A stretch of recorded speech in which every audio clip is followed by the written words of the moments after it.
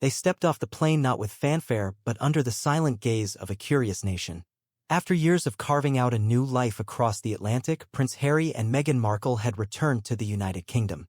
Their presence stirred the air like a change in weather, sudden, noticeable, and impossible to ignore. Since retreating from their royal roles in 2020, the Duke and Duchess of Sussex have built a world far from the castles and courtiers of Britain. California's sunshine replaced royal protocol. Yet even oceans away, their story has never left the headlines. So when they reappeared on British soil, this time with their children, it felt more like a page turning than a visit. The official reason for their return? Wrapped in discretion. But for those watching closely, it was clear something personal had called them home. There was no grand entrance, no press-lined walkways or balcony waves. Just quiet arrivals and quiet questions. What brings them back? And what does their visit say about the bonds they once seemed to leave behind? Though no royal events featured their names, their presence sparked a firestorm of speculation. Had fences been mended? Were they simply fulfilling private family obligations? Or was this the start of a new, quieter chapter in their royal connection? If the visit held symbolism, it wasn't shouted, it was whispered. After years of strained headlines and public revelations, the couple's reappearance was a reminder that family, no matter how fractured, is still family. And perhaps, just perhaps, that door hasn't closed entirely. Back in the royal fold, life carried on in polished rhythm. Prince William and Princess Catherine were seen at Wimbledon, radiating the kind of stability and poise the monarchy leans on.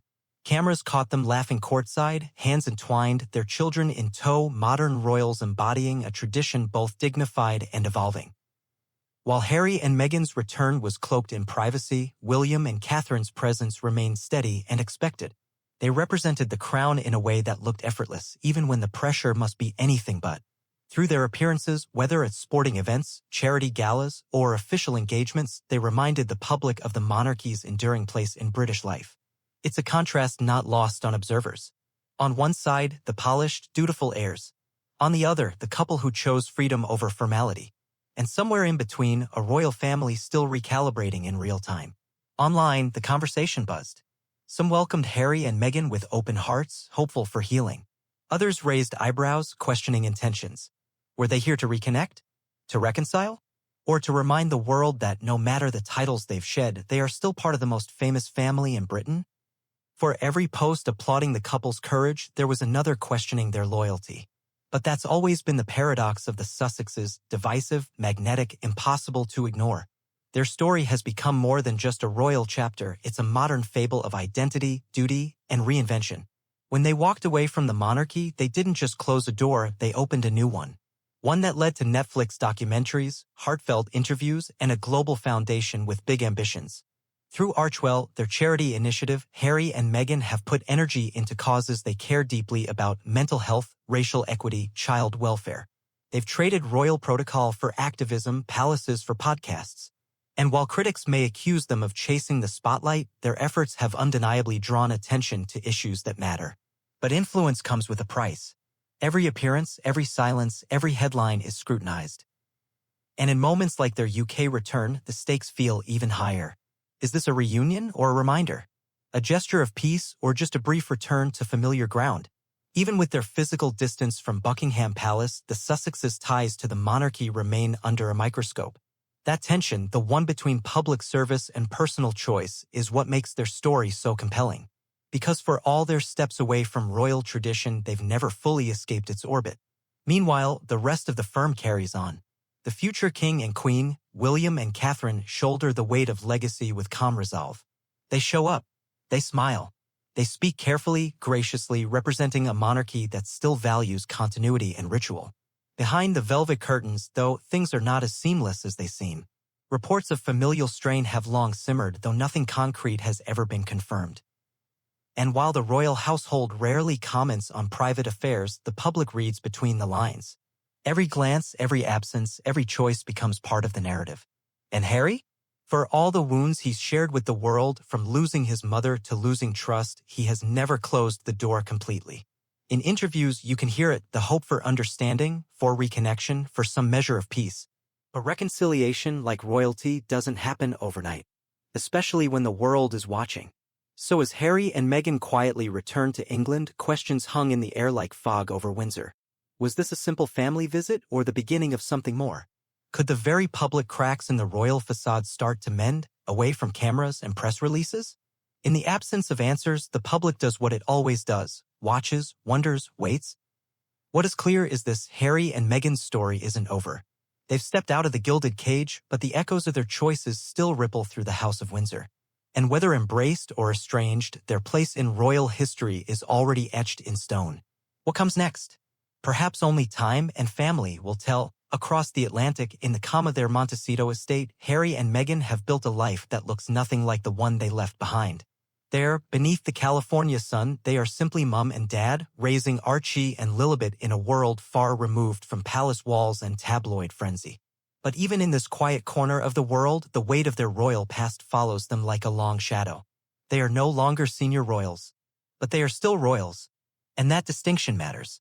Because titles may be optional, but heritage is permanent. In stepping away from the institution, the Sussexes didn't just reject tradition, they redefined it. They chose emotional well-being over obligation, love over lineage. For some, that decision was inspiring, a modern fairy tale reclaiming its own narrative. For others, it felt like betrayal. And yet, Harry and Meghan didn't disappear into anonymity. Quite the opposite. Their new life has been anything but quiet.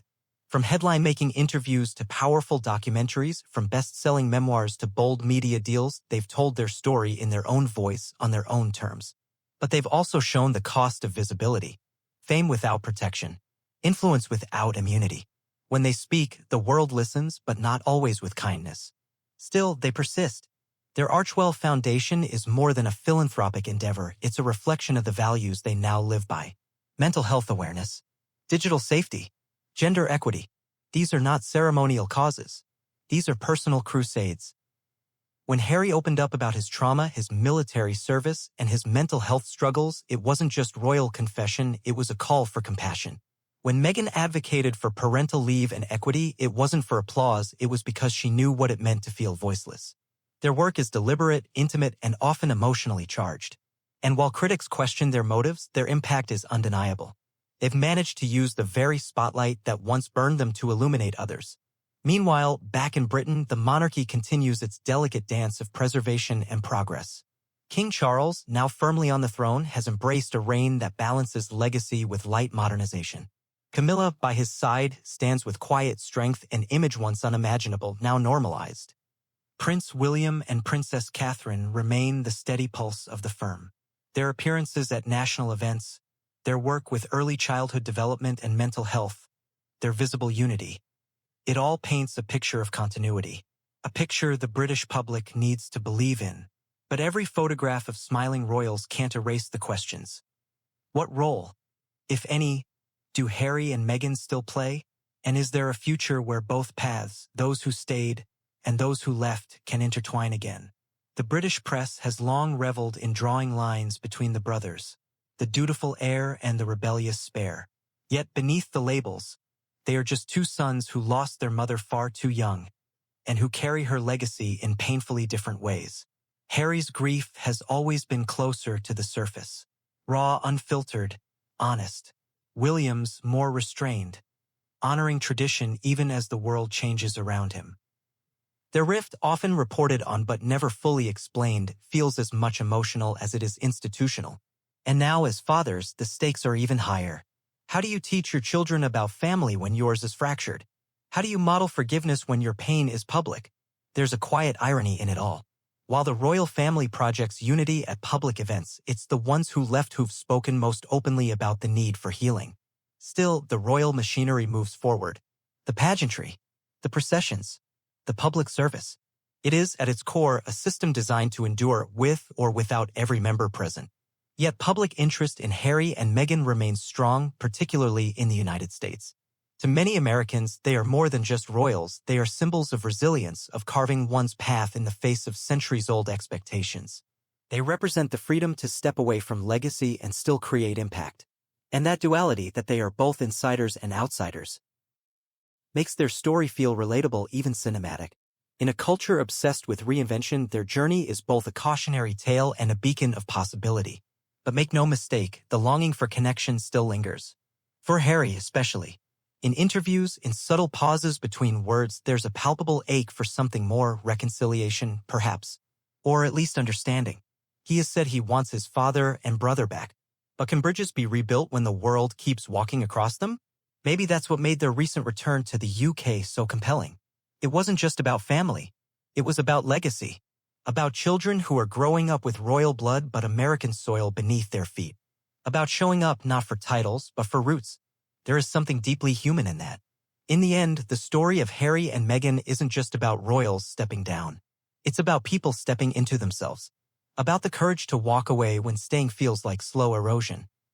About building something new, not from scandal but from truth. And perhaps that's why their journey continues to captivate. Because it's not perfect. It's messy and complicated and brave. Because somewhere in the quiet halls of Windsor and somewhere beneath the sycamores of Montecito, the same truth beats in two different hearts. Family is never simple. But it's always worth hoping for. As the royal family carries on with tradition and Harry and Meghan forge a new kind of influence, the world watches not just with curiosity but with reflection. What does it mean to serve? To lead? To belong? And maybe, just maybe, the answers lie not in crowns or palaces, but in the small choices we make each day to speak, to listen, to heal. Because whether inside the palace gates or far beyond them, the story of the Sussexes reminds us all sometimes the bravest act of loyalty is to be true to yourself. And in doing so, perhaps, just perhaps, you find your way home.